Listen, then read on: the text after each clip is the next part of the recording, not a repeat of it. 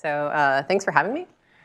This is joint work with Ainesh, Alan, and Ankur. Ankur is here if you have any questions. You can direct them to either one of us. OK, so I don't know if I have to motivate studying quantum Markov chains to this audience, but the basic reason why we want to understand these things is because, well, we want to use quantum computers to simulate quantum systems. And one thing that we've known for a long time is that if we have a quantum computer, then we can simulate quantum dynamics efficiently. So things like Hamiltonian simulation and Lindbladian evolution. These things are broadly known to be efficient in like a theoretical computer science sense. The issue is that often for the applications of interest, where we want to simulate a quantum system, what we actually want is not the dynamics, but something different. So for example, we might want to prepare a ground state of a particular Hamiltonian or a thermal state. These are things which are sort of equilibrium states, or I guess like static properties of a system. And what this technique of like using quantum Markov chains allows us to do is reduce the question of preparing some hard to prepare state to the task of simulating some dynamics. And in particular, I guess the popular conception of this formalism or this like technique is that we want to prepare some desired state, which I'm going to call sigma, to some epsilon error in, let's say, total trace distance. And the way that we can do this is we look at our state that we want to prepare, and we design some corresponding Lindbladian evolution, which has that state as a fixed point. And once we design this Lindbladian evolution, hopefully it's like relatively simple or natural, then what we can do is we can start and initialize some easy to prepare state, and then simulate our design Lindbladian for some amount of time, and then hope that this Lindbladian took us from our states to the desired state. And for this algorithm, the crucial notion here is that of a mixing time, which is basically the t that you need to set to make this algorithm work. And now I've stated everything here in terms of quantum. I've used all the quantum words. But if you take a classical state, a classical Lindbladian, and a classical initial state, what this is you're describing a continuous time Markov chain. So this is like literally just a generalization of just classical Markov chains. And so this leads us to ask this question. Well, there's been a lot of interest in trying to understand the potential of these quantum Markov chains, understand the basic design space, like how to design these Lindbladians, how to analyze their mixing time, and how to use these to prove structural results about their fixed points. Now, we have some understanding of these things, but actually there's already a very elegant and clean classical theory for understanding all of these things. And the question is, can we crib from the classical theory and lift all of our understanding from classical to quantum? So to do that, I'm going to explain what's good about the classical theory. I'm going to start using some technical terms, but it's OK if you don't know them precisely. I'm hoping to just give the vibe of what's going on in the classical theory. OK, so if you the classical theory on Markov chains for spin systems, basically the way that you can think about it is that there's a variety of properties of interest. So for example, you might consider a Markov chain, and you might want to know whether this Markov chain rapidly mixes. And there are also corresponding properties of the state that is fixed by the Markov chain. So for example, you might want to know whether the state that is prepared by the Markov chain satisfies like a decay of correlations property. And the interesting thing is that this Markov chains literature shows that these two sort of different looking class of properties, these dynamic properties and these static properties, are actually connected. Because what you can do is you can take these notions of rapid mixing and correlation decay, and you can consider strengthenings. So the standard the standard strengthenings are this strong temporal mixing and strong spatial mixing. You can think about these as like uniform versions of the corresponding notions. And when you make these strengthenings, then you can start to argue about implications involving these stronger versions. In particular, what you can do is I can pick some Markov chain of interest, and I can show this strong temporal mixing using a strategy known as path coupling. So what I can do is I can look at some Markov chain. I can check whether it satisfies some condition known as a Dobrushin condition. And if it satisfies this Dobrushin condition, then this, via this path coupling technique, this gives you temporal mixing, and consequently, it also gives you rapid mixing. Now, the interesting thing is that this temporal mixing also gives you this spatial mixing, so this property of the state that is fixed, the fixed point. And this is through some technique known as disagreement percolation.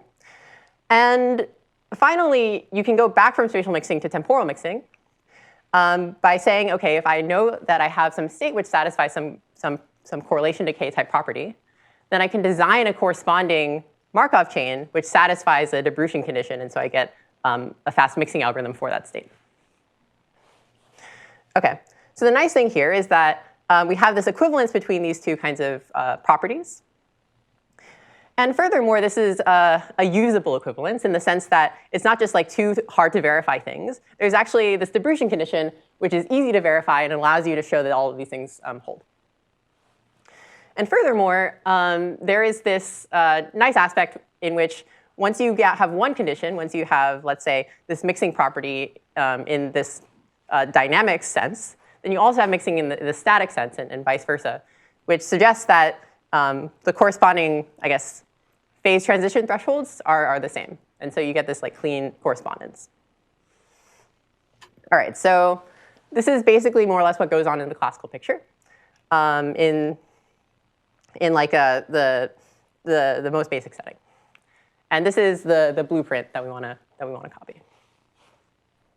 Now, things do not always go according to plan. But I'll tell you the results that we do have. So what we're able to show is we can quantize all of these classical techniques. So for example, we want to show rapid mixing for some kind of dynamics, our favorite choice of limb-law dynamics. And what we show is that in order to prove rapid mixing, we can give a quantum version of the path coupling argument. And this gives a quantum version of a Dobrushin condition that implies that rapid mixing using this argument. Now, this Dobrushin condition, it's a little bit harder to verify than the Dobrushin condition classically, just because there's not a canonical dynamics for a particular Hamiltonian, let's say. But basically, what we do is we relate this Dobrushin condition to what we call a transport dynamics. And this is a classical dynamics that we sort of couple to the quantum dynamics. And basically, we say, OK, you want to analyze this quantum Liouvillean. Here's the corresponding classical thing you have to analyze in order to show all of our nice properties. And so this chain is able to recover this statement about preparing high-temperature Gibbs states of local Hamiltonians on constant degree graphs. This result of Ruza, Franca, and Alhambra. Now, OK, secondly, so far these are this is like a dynamical, these are dynamical properties.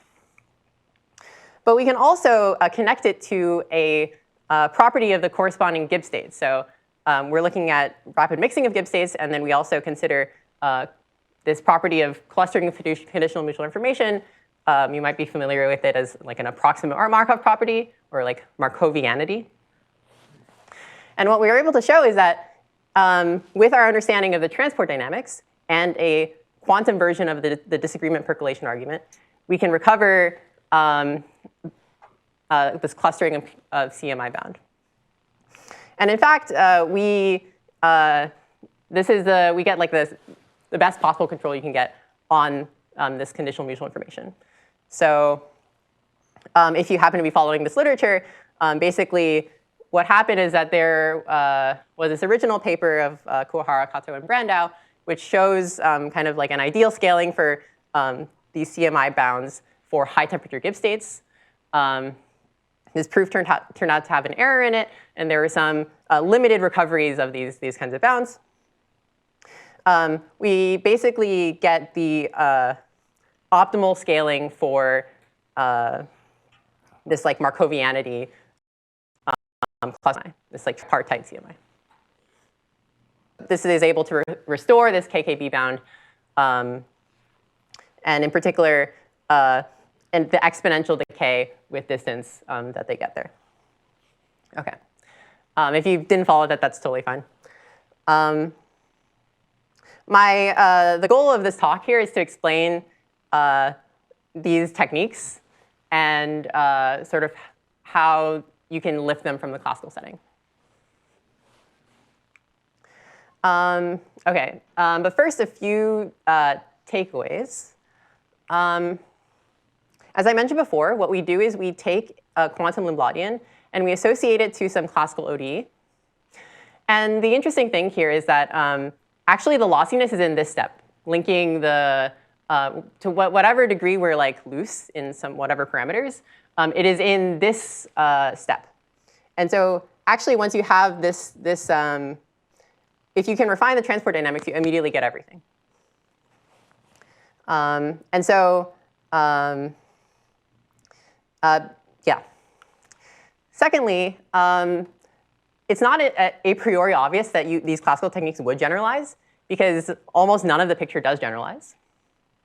But it turns out the techniques generalize, it's just we don't have the right idea of what the definitions are supposed to be for these strong spatial and temporal mixing. There's a lot of work on this that I'm sort of eliding here, but I hope you'll forgive me for that.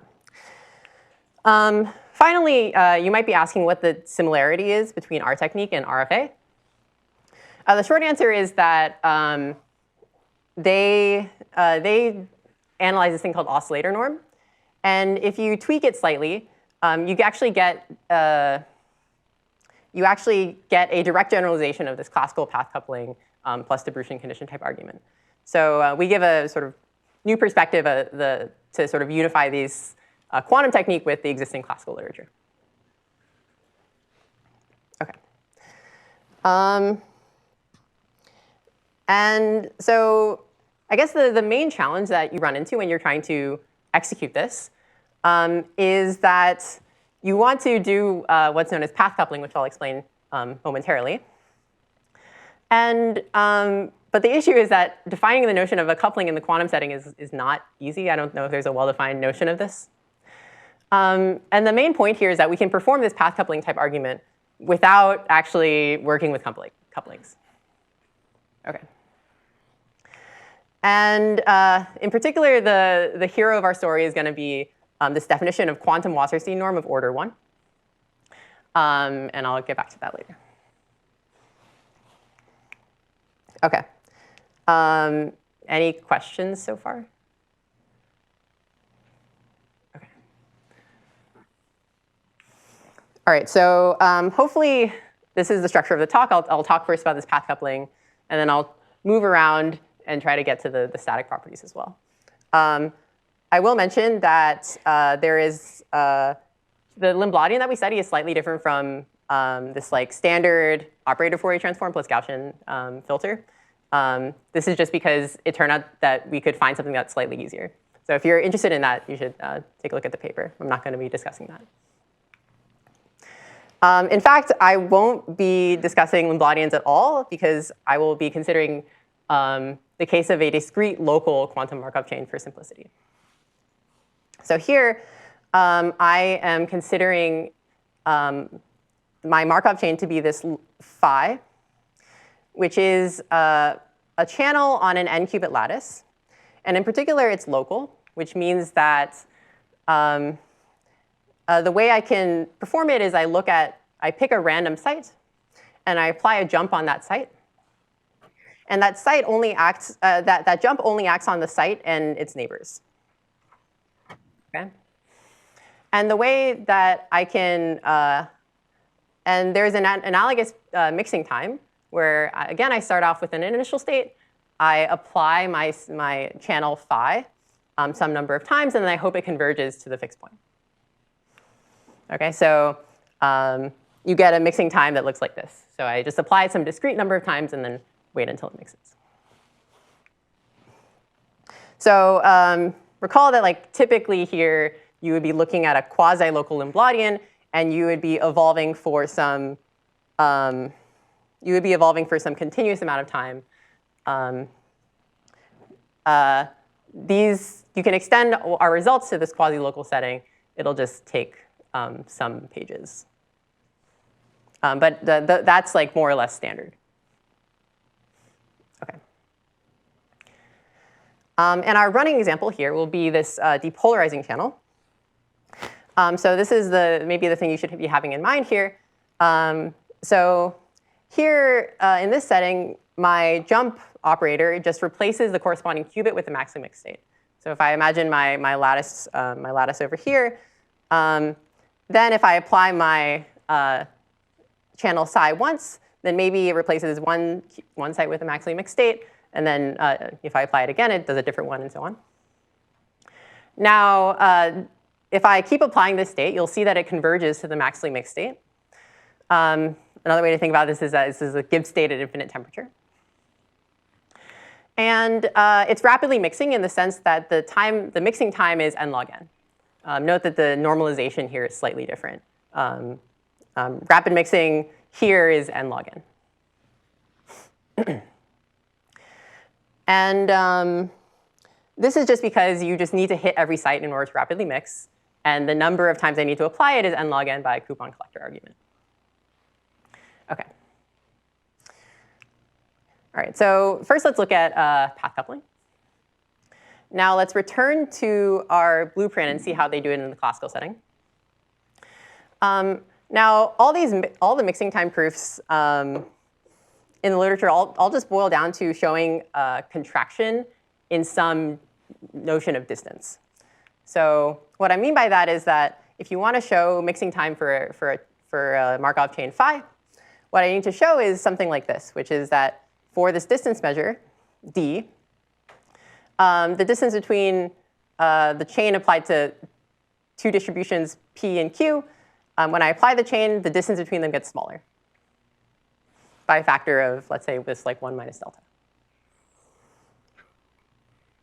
Now, once I show this, then I can iterate this and say that after t steps, my two distributions have gone closer by a factor of 1 minus delta to the t. And by taking t sufficiently large, then you get that these states are epsilon close, provided that your distance between p and q is like some reasonable number, like some poly n. OK. Now note here that if we want rapid mixing, then we should be thinking of delta as being 1 over n. That gives us this n log n time that we were thinking about.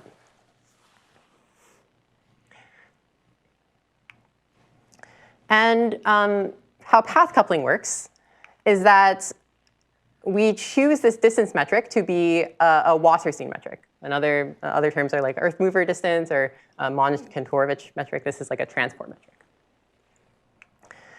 And this is I think it's the easiest method to prove rapid mixing. This is like, you'll see this in like lecture 2 on a course about Markov chains, maybe lecture 4 or something. OK, but I'll give a sketch about how this works. So first of all, what is a Wasserstein metric? The basic idea is that you should imagine I set up a metric on the possible configurations that my state can be in, and then I lift this to a Wasserstein metric over distributions of those correlations, over those configurations. So OK, if I look at like 2 bits, then they have 4 possible configurations. And I can consider the Hamming metric on those configurations. So this Hamming metric is just like check the number of bits that differ. So another way you can think about it is that I have my possible configurations in some hypercube, and I'm just looking at the shortest path distance between 2 points, 2 configurations. And now, once I have my metric on configurations, then this lifts, I want it to lift to a metric on distributions over these configurations. And so in particular, what I want is that if I have some distribution which is fully supported on one configuration, and I have another distribution which is supported on a different configuration, then the Wasserstein metric between them should be consistent with the underlying metric between the configurations. So here it's like I have one thing that's white-white. I have one thing that's always a Wasserstein distance between the corresponding distributions to be equal to 2. OK. And there's a simple way to visualize what's going on here, which is as in some sense, like the cost to move from distribution P to distribution Q. So I imagine like the probability mass is something that I'm moving across my graph, across my hypercube. And the amount of cost that I need to move one to the other is going to be my Wasserstein metric. So for this example here, I'm starting with P, and I want to get to Q. So P is putting all of its weight on this white-white configuration. And so to get it to the blue-blue configuration, I just move it across these two edges. And the transport cost is I'm moving a mass of 1 across 2 edges, so the cost is 2. OK, just to give you another example, let's look at a slightly more complicated case where I want to move this mass to this P to this Q. Again, what I could do is I could just, all I need to do is, first of all, I guess I can move this mass from across these 2 edges, and I move the 0.3 mass here across this edge. And this will get me from P to Q. So now this is the distribution of Q. And the transport cost, well, I moved 0.2 amount of mass across 2 edges, and I moved 0.3 mass across 1 edge. So my transport cost is going to be 0.2 plus 0.2 plus 0.3. Now, the possible ways to transport this is not unique. So for example, I could have done this instead to get to the same thing. But you just want to take the option with the minimal cost. OK? And that's going to be your Wasserstein metric.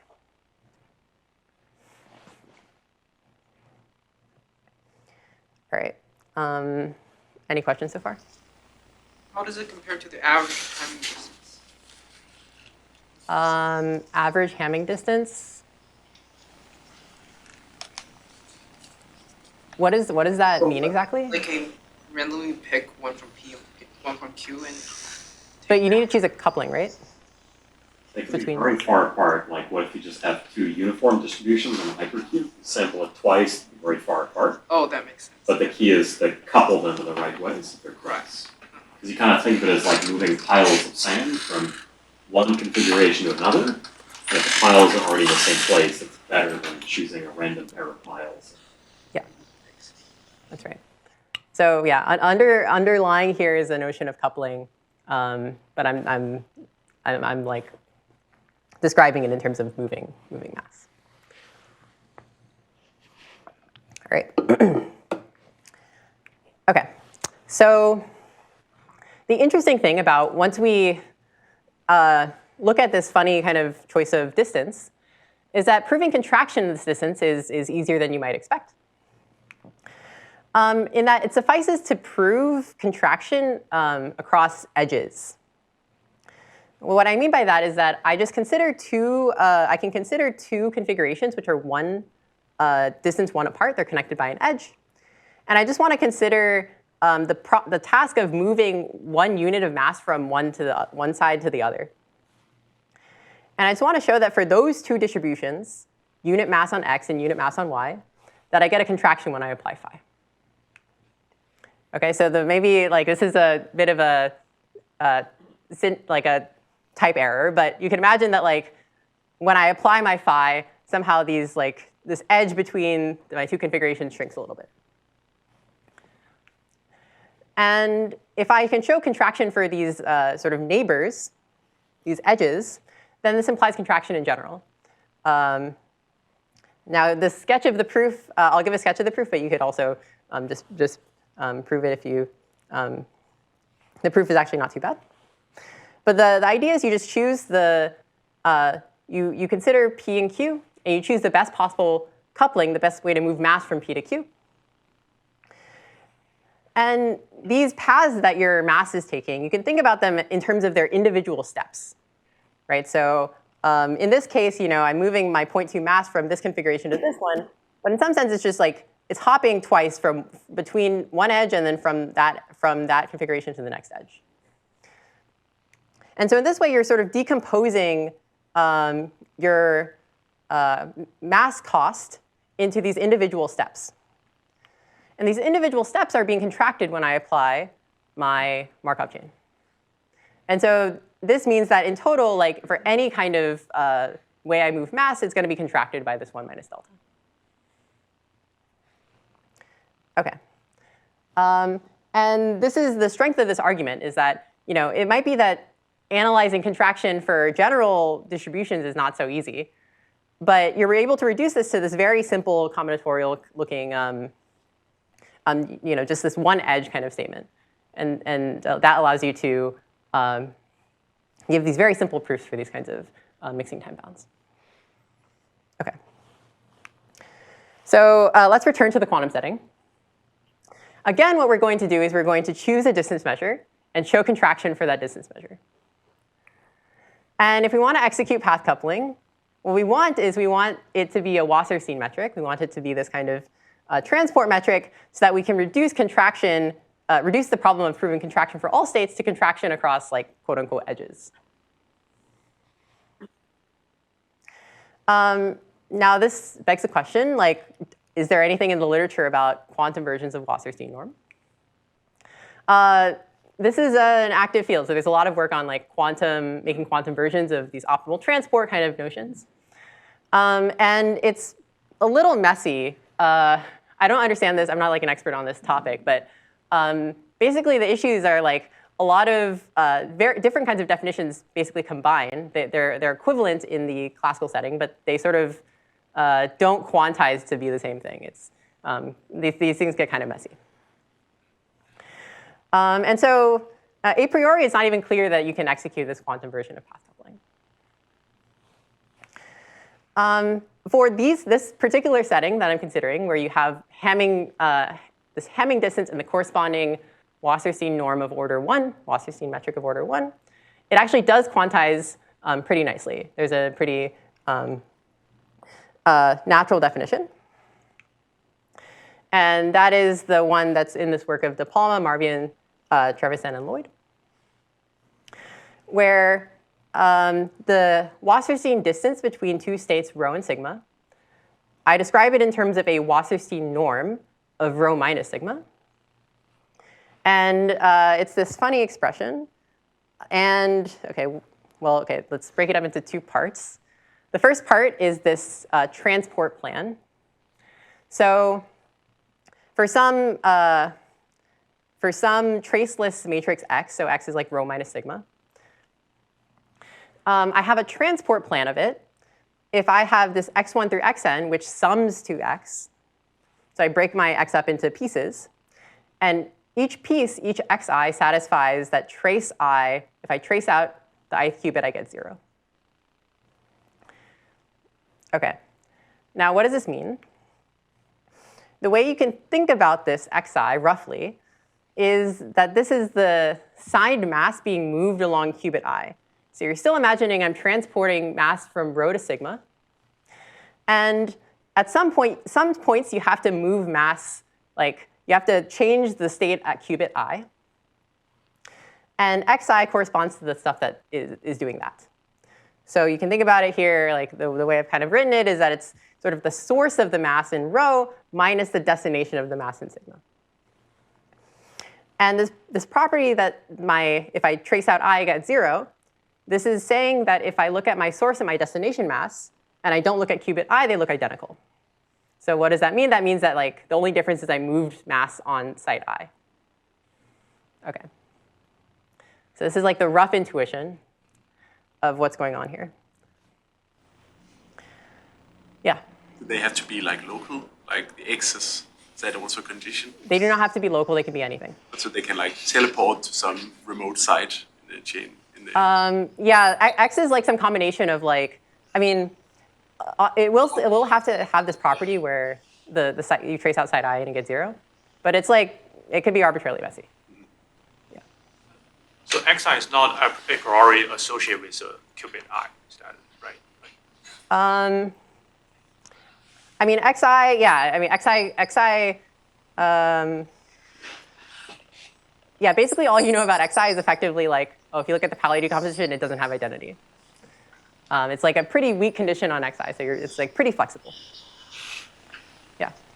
Why does the trace have to be 0 again? This is just so far this is just a definition. So I'm just defining it like this decomposition is a transport plan if I trace out I and I get 0. And I'm trying to give like an intuition of how you would think about this. So I haven't explained like what is actually going on here, I guess. Yeah. Sorry, just a follow-up. So by the triangle inequality, couldn't you just have, like if x1 plus x2 is a transport plan, then if x1 and could you just combine them into a single transport event? Yes, yeah, transport plans are linear. Yeah. Yeah. Yeah, so if I have like a transport plan of x and a transport plan of y, then I automatically have a transport plan of x plus y.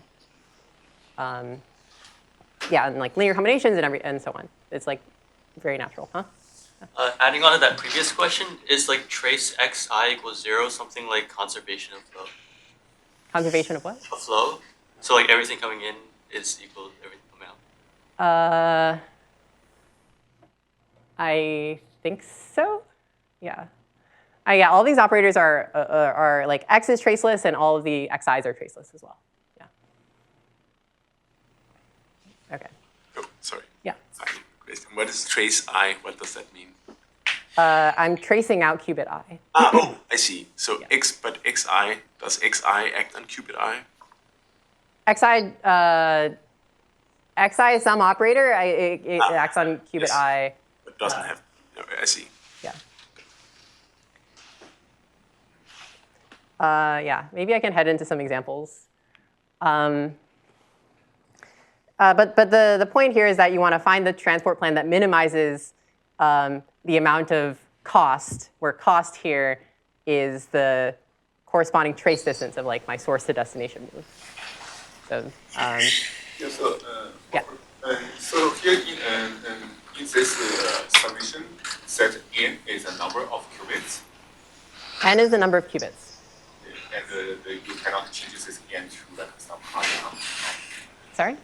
So you cannot change this n to some other number. No. So it's like, I mean, some of the xi's could be 0, but there's one for every site. I see. Actually, because I was thinking you can just let x 0 to be rho minus sigma, and all other things to be 0. Then this seems to be the smallest one because of triangle inequality.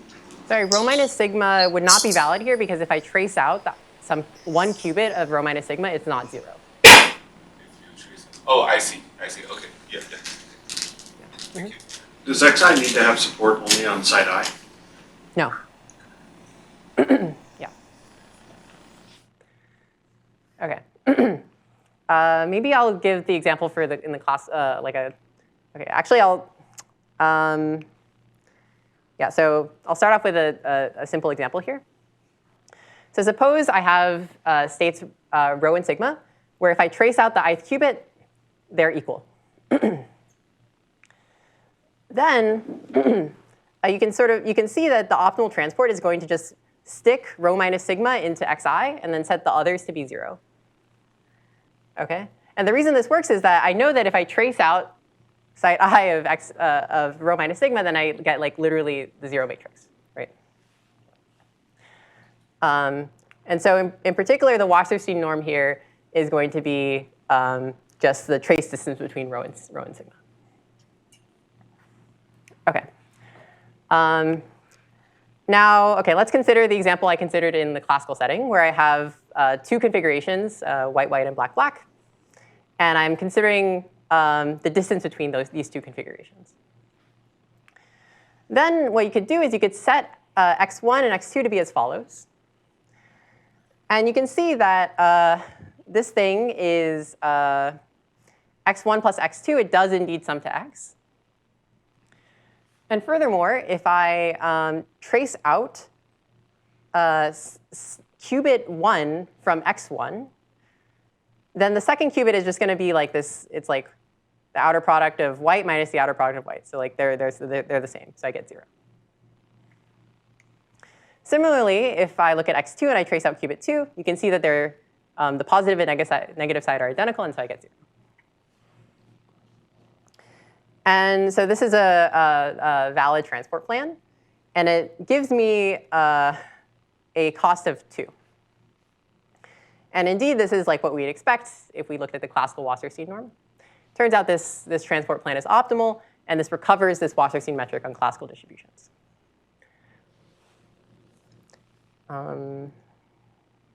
Yeah.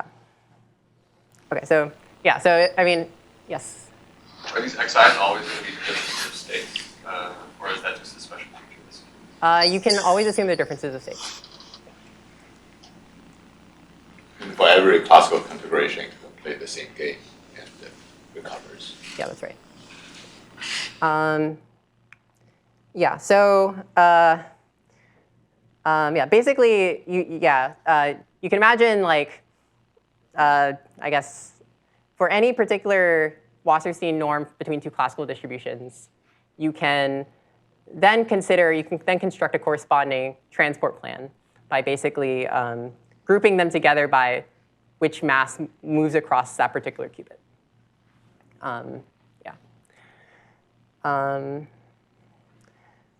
OK.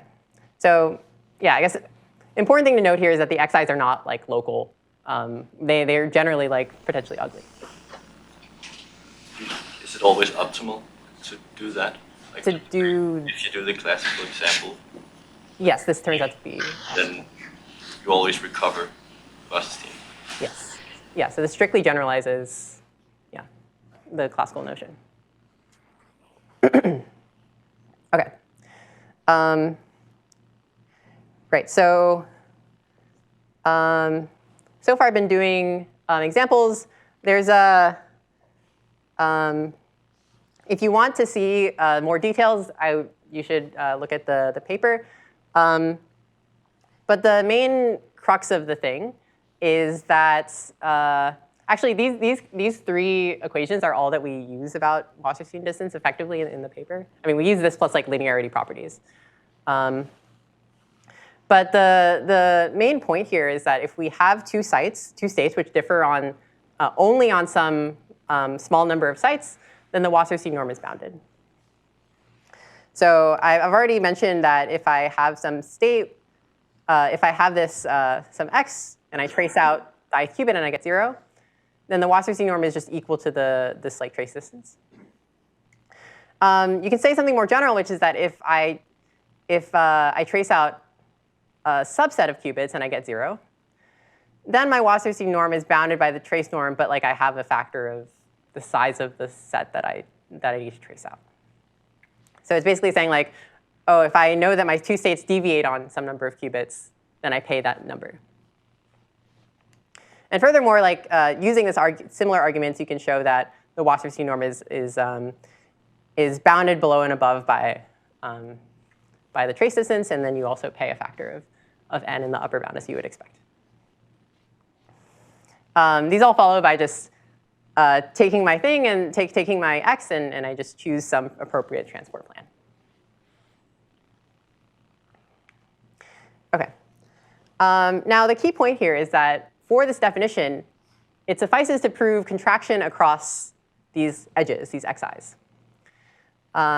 So if I know that for a particular xi, that phi of xi is sufficiently smaller than xi in Wasserstein norm, then I can show contraction in general just by taking my optimal plan for x and then constructing a plan for phi of x. And so the math of the argument is here. Basically, I write my input x in terms of its transport plan. I apply triangle inequality, so I'm just going to construct plans for each individual xi. Then I use the contraction statement. So now I know that it contracts along each of the edges. And then this Wasserstein norm of xi, this is the same thing as the trace distance because these are all edges. And now this expression is just the Wasserstein norm of x. So it suffices to prove contraction for these xi's. And with this, you can prove you can prove rapid mixing for this infinite temperatures channel I mentioned before. So recall that the way I define this channel is I pick a random jump and I pick a random site and I apply the depolarizing channel on that site. And to show contraction, I want to consider what happens when I apply it to each of the individual sites. And I want to do this for an edge, so some xi. And so, my picture of xi is that I imagine that it's sort of indicating signed mass on I. And then elsewhere, it's potentially arbitrary. Now, the first case is what happens when I apply a depolarizing channel to something that's not site I. Well, when I do that, then my state still satisfies that if I trace out the ith qubit, I get 0. Right? This is because I haven't touched site I. And so this is still an edge, quote unquote. And so its Wasserstein norm is going to be bounded by, I can relate it to the one norm, and then I use the fact that the channel doesn't decrease the one norm. And I can show that applying this channel to a site that's not I, it leaves the Wasserstein norm unchanged at worst. Now we want to show contraction. So we want to hope that we get some savings somewhere. And we do this for the case that j equals I. So when I apply the depolarizing channel to site I, instead of site j, some other site j, what happens is that what I do is I apply this depolarizing channel. What it is I trace out the ith qubit and I stick in a maximally mixed state. Well, when I trace out the ith qubit, my state becomes 0. Right? So psi I of xi is equal to 0. And so what we show is that if I look at my depolarizing channel applied to this xi, then I get this contraction of 1 minus 1 over n. So for n minus 1 of my jumps, nothing happens. For one of my jump, I get a savings. I kill the cost. And so that's how I get this 1 minus 1 over n. This is precisely what you need to show rapid mixing. OK. All right. So that was the simple version of this rapid mixing proof. In general, what you have is not that your state is literally infinite temperature, but instead it's some kind of perturbation of the infinite temperature setting, right? So now what I'm going to do is I'm going to consider some Markov chain, phi, which is pretty close to my depolarizing channel. So every jump is going to be doing my depolarizing channel some percentage of the time. And then with the rest, it can do whatever it wants. It can be adversarial. OK, so again, we consider the case where I apply my jump on j to an edge on site I. Now, the first case is that the site that I apply my jump to is pretty far from I. And so in this case, again, this thing is still an edge in the sense that if I trace out I get 0, right? Because I haven't touched my site I. And so this leaves the norm of xi unchanged, even though it could be changing other things. We don't care as long as it doesn't touch site I. Now, the second case is when j is equal to I, so I'm applying a jump on my site, my site which is an edge, which my x is concerned with. And here I know that my channel is doing something similar to depolarizing. It's almost depolarizing.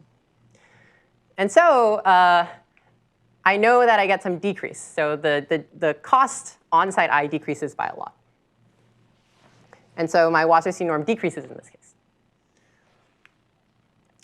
And finally, what happens is the final case is that when j and I are adjacent. And in this case, what can happen is that my jump on j, if I apply my Markov chain on j, it might take a look at what's going on site I and then do something dependent on what's going on site I. And what this does is it increases the amount of cost. So for example, like I could check site I and say if it's 0, do this. If it's 1, do this. And when that happens, then I have an additional cost to work with because I have to, this deviation on site I became a deviation on site I and j. And so I actually get a Wasserstein norm increase for these settings. And the Wasserstein norm increase is proportional to the amount of, is like proportional to beta. It's proportional to like this perturbation, the amount that I'm actually adjusting, the amount that I'm not depolarizing. OK, so this is roughly the way that the analysis shakes down here, where there is some amount of decrease and some amount of increase, and overall you want to decrease.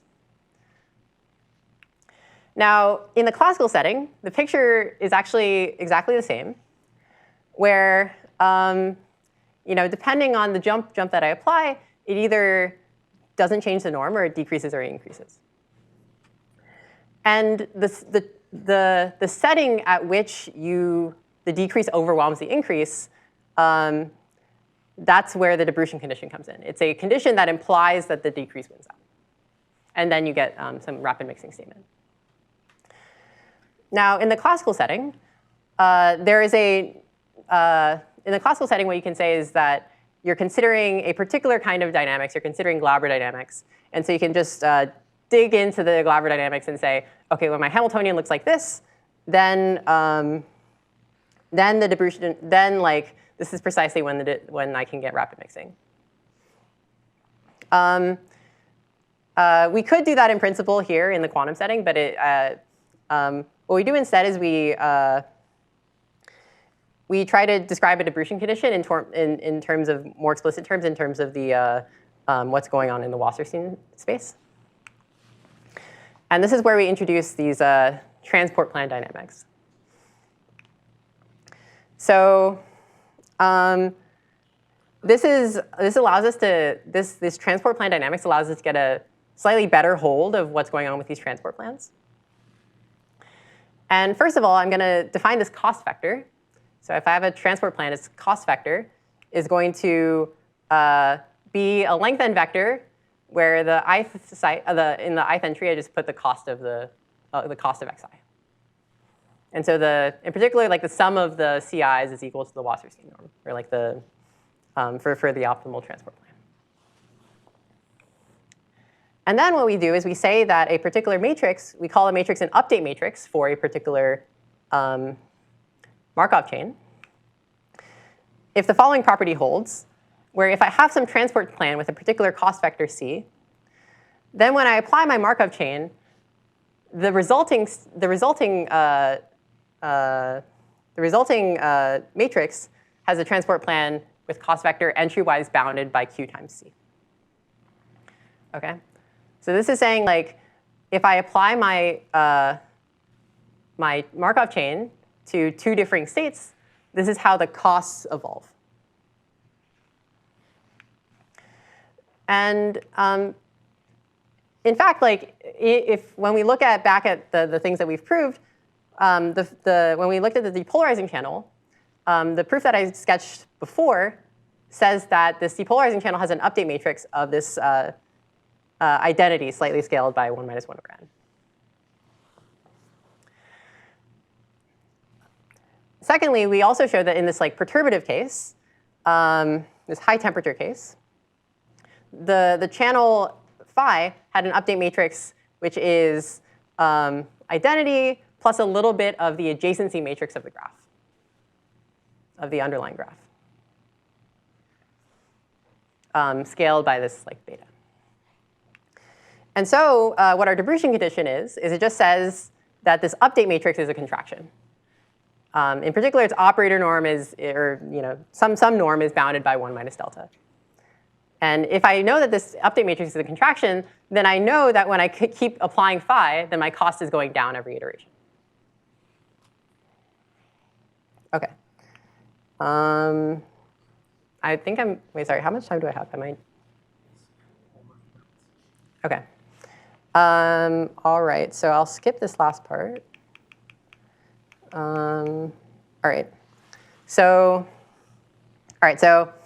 I've shown how we can recover these rapid mixing arguments from these classical setting and lifted it to the quantum setting.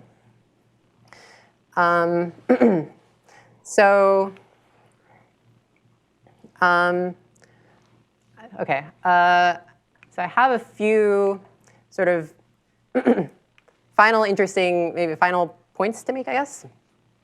The first is I wonder whether this path coupling technique could be used to prove rapid mixing in other settings, or if instead you might need like even stronger classical techniques or quantum techniques. I don't actually know. I have no clue about this. I will say that like with the pictures that I described before, the main barriers to showing something very similar to the classical setting is actually something about a statement about designing Markov chains to mix subsystems of Gibbs states. And this is like, it's a little bit unclear to me like how exactly to handle this. But it's like the subsystem thing, and also you might also need like conditional statements or like pinning kinds of statements, boundary conditions. Yeah, so we're able to lift the techniques, but going beyond that, still open question. All right, thanks.